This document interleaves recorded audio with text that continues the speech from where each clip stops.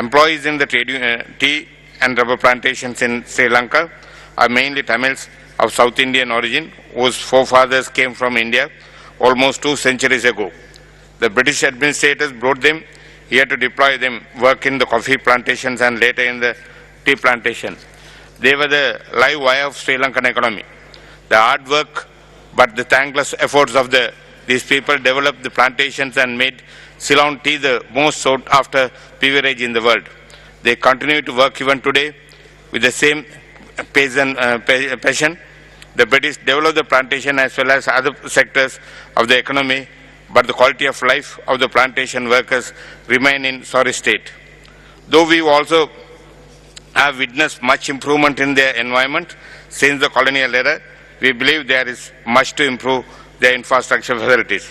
Most importantly, although they toil for the upliftment of the economy during the passage of nearly 2 centuries, they do not own an inch of land despite being provided housing.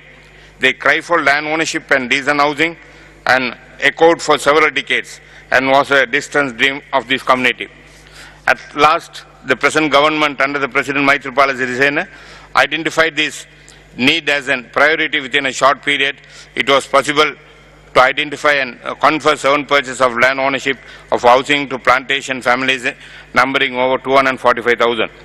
Besides, the British administration kissed their occupation after 1.5 centuries, but leaving the plantation community who are of Indian origin like refugees with nowhere to go. I think there is a moral responsibility on the part of the British government to assist in construction of houses as now land has been allocated.